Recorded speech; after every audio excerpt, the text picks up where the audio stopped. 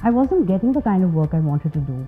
And it had a lot to do with Hasrate because I played much older than my age. And then I did Waqt, which kind of, put me in a box. Yeah.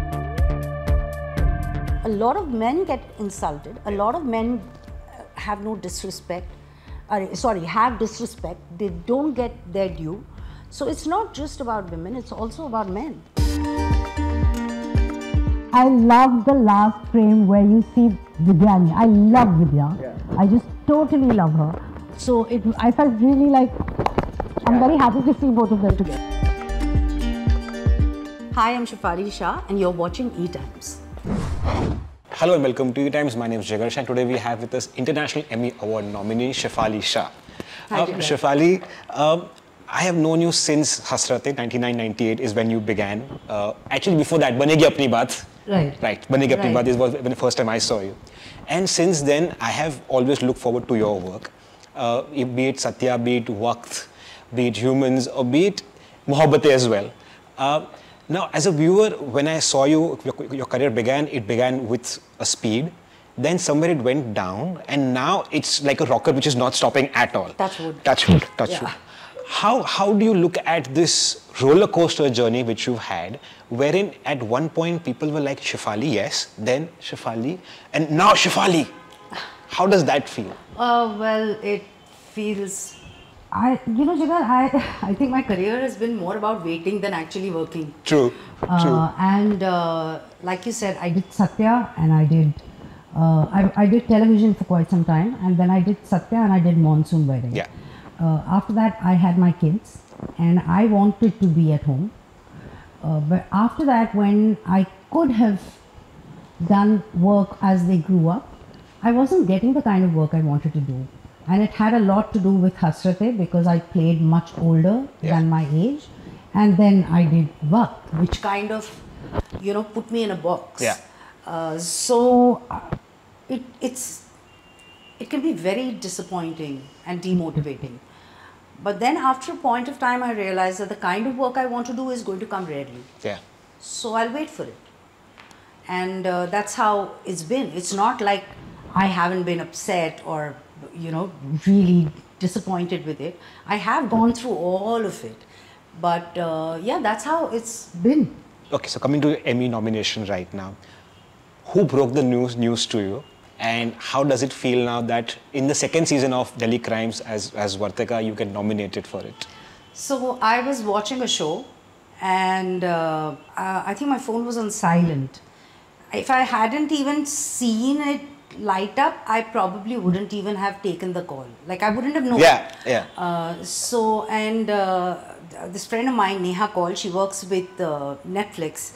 She handles a PR over there, and I met her on DC1 and we've become very close friends. And she called and she said, Chef, congratulations, you've been nominated for Best Actress at the Emmys. And my first reaction was, are you serious? I think I just kept screaming and repeating that. She was like, yes, Chef. So that is how it happened. And then I saw my phone and I had multiple messages from various people, directors, messages congratulating me. And I had no clue. I had absolutely no clue about it. You had no idea that nominations were coming out? No. Wow. That's God telling you I have something in best line for you. I always believe, Jigar, that somebody up there really loves me. Really. It does. He does. Whoever is there is actually loving you right now. Now, with an Emmy nomination on you and a string of successes that I have a list of right now with me, how does Shefali now view herself in the industry? Or as an actress first? I'm very critical about myself. Very critical. Still? Oh, yeah. And I don't watch my work.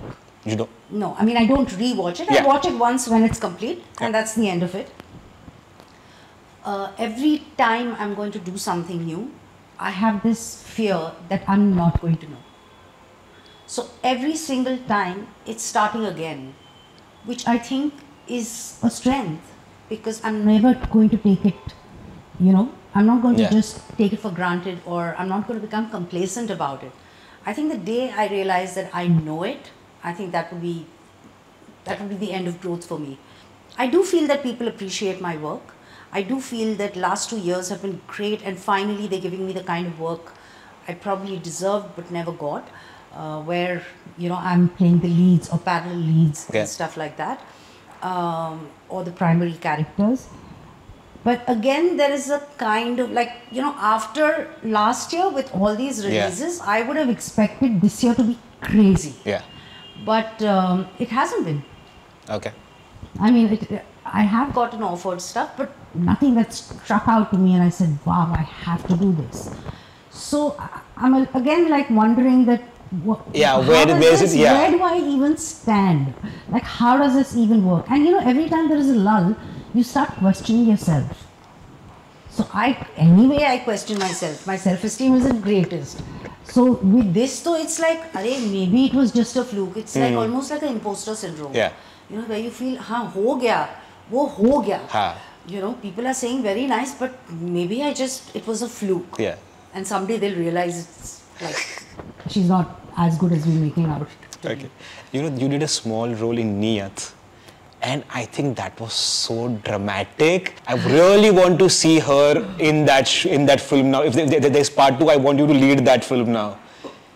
That looked like so powerful a role. So that was the intent, that if they do a sequel to it, they'd have Vidya and me together. Also, I thought, like you said, it was completely unexpected and it was so dramatic. And I knew about the script. And Vikram Malhotra from Dansha, he's a friend. So he called me and he said, Shefali, we were going to get some actor from London to do this part, male or whatever. And then Anu and me were speaking and I said, what if we get Shefali for it? And she went crazy. So he said, I can't promise she'll do it, but let me ask her. And he asked me and I thought it was really exciting.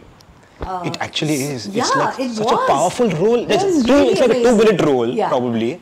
But the way she's dressed up, the way the attitude she has, and it looks like, yes, Vidya has found a match in you. Yeah. That if she has to be caught, it's by you. Yeah. It looked and that. I mean, I love the last frame where you see Vidya. I love Vidya. Yeah. I just totally love her. So I felt really like, I'm very happy to see both of them together. True. This is one pairing I want to see again after Jalsa. Oh yes, absolutely. Even I want to. One of your performances which I really loved was rejected by many people, which was Dil Dhadakne Do. Every big actress had said no to that role. Thankfully, you said yes for it, and you were the one because of whom the film got made. My belief is. I don't think so. Is my belief is. That's what I'm saying. It's my belief. My belief. Also, that role in a way touched a lot of people because they could see their mother in it, because it's like embodiment of all mothers you can see who will fight with the husband, but when the kids come to fight with the father, they'll be like, "Nahi hu na, you don't get into this." Was it easier to crack that role for you? It was as easy or as difficult as any role is for me. Any part is, any project is. I'm very nervous when I get onto set. I'm really nervous, and I have this fear that I'm going to make an ass of myself. Really? Yeah. I'm terrified. I'm terrified on a set. And I feel that everyone's laughing in their heads thinking, ye kya isko aata bhi nahi hai. Like, I have this strange thing. But I think, Neelam Mehra was completely opposite of who I am. Yeah. I'm Mufat. I'm brutally honest. I can't put up a facade. I have no interest in putting up a facade. My life doesn't revolve around ye khareedna hai, this is my lifestyle and all that stuff. While she is completely fake. She has this whole facade she's put on. True. And inside she's a totally broken person. So, more than people feeling that my mother's gone through it, I think women identified and said, we've gone through it. Yeah. So, which I think was great. I mean, it's sad that they are going through it or went through it, but it felt good to know that they could relate to me. True. Okay, there was this one YouTube short which went viral about yours, which was about, you were talking about red flags in relationships. I guess I saw tears in your eyes back when the video began. Okay. When the video began, it was there. Okay. It could have been editing. It could be anything. But you spoke about that how disrespecting in any relationship is the biggest red flag. Did you see that clip which going viral after it? Because after that point, everyone was like, Shefali has said this. Yeah, I don't know why. I just said it because I believe it. Yeah. And then suddenly everyone was sharing it. So I was like, what happened here? I mean, it wasn't supposed, I didn't do it for effect. Yeah. It just, and I was like, okay. I mean, maybe a lot of people believe it. Yeah. You know, so it was just said because I genuinely believe it. And I don't just believe it for women.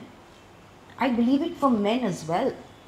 A lot of men get insulted. A lot of men have no disrespect. Have disrespect. They don't get their due. So it's not just about women, it's also about men. Because the way you said it, it just meant like, oh, it all begins with a small humor. Yeah. And you're like, actually right, because we've also gone, every gender has gone through it. Yeah. And you're like, हाँ चला दोस्त है छोड़ देता है यार क्या बात करते हैं. And it just, you don't realize because it just stays back with you. True. It's true because, you know, after a point of time, it's not funny. Yeah. And I think humor is a big part of any relationship. And of course, you can pull each other's leg. That's the fun part of it. But after a point where you're demeaning someone, it's not funny anymore. Yeah. And not just between couples, anywhere. True. You know, like a woman saying, "Mera husband to aisa hi hai." Haan. That's not cool after a point of time. Yeah. And particularly in, like, see, I would talk to my friends, girls talk to their friends, guys talk to their friends. What happens there, what I can't see can't hurt me. Yeah. But in front of people, he's like that only. Yeah. He never does this only. That's not cool. Yeah. Or, you know, men saying, she doesn't understand me. That's absolutely not cool. After a point of time, it's not funny. True. Okay. What's your take on the films which Vipul produces and directs? How are you critical of them as well? I am very critical. I'm one of the first people he shows. I'm one of the first people who reads the script. He gives it to me. I'm one of the first people who sees the rough cut. And I am critical. I sit with a notepad and really? I make notes and I give it to him, and then it's his choice. I mean, the same goes for, he doesn't see my work before it's out, but I'm critical. But I also understand that a lot of the way we look at films, the kind of choices we make are not exactly the same. Yeah. You know, they're quite different. Yeah. So I can't be thinking of it in terms of what I like or I want. And there are certain films of his I totally love. I mean, some of his films are my favorite films. Namaste London is one of my favorites. Namaste London, and one of the films which I thought unfortunately didn't do well, and even the music of it, was London Drinks. Yeah. I just, it's still a mystery to me, you know. Yeah, the Hanuman Chalisa is still one of, I still listen to it. I'm like, I don't understand why that music didn't work and why the film didn't work. One of the best work by Shankar Ehsaan Loy, if I'm not Oh sure. my God, amazing. It's fabulous. Yeah. Fabulous work. My last question to you is, I heard you talking about it and I will just ask you, the Kiss of Darlings is still one of the high points of the last 2 years of your career. How has that left you after? So I recently read someone saying it's been the biggest twist in a decade. I remember reading the script, and when this happened, I was like, huh? I did not see it coming at all. No one saw it. No one saw it coming. No one saw it. And I just thought it is so sweet. Also, when she kisses him, she's not kissing him out of romance. Yeah. She kisses him to shut him up. Yeah. But after that, what she feels, and she's not shy about it. Yeah. I mean, she doesn't want to hide it. She owns it. And it's wonderful to see that a woman at any age has a chance to love. Yeah. You know, so I think it is so beautiful. And you normally see an older man and a younger woman. This was like the other way around. I actually was hoping that there could be a film wherein an older woman falls in love with a younger man. Yeah. And we do that story because it's difficult to take love stories like that. True. Because we always have youth's love stories which always and it was just it was so innocent from both their ends. It was like, what happened? You know, that kind of a thing. And I adore Roshan. Yeah. What an amazing actor. So we all together were like in a riot on set. How did Alia react to that kiss? That She's kiss? a producer also. Yeah, I mean, she obviously read it, so we all knew about it. But I don't know how she reacted when she read it for the first time, but I think nobody saw it coming. Yeah. Cool. Thank you so much for your time, Shefali, and I hope we meet again next year. Absolutely. With another nomination and probably the win this time. Oh God, fingers crossed. Cool. Thank you so much, Shefali. Thank you. Thank you.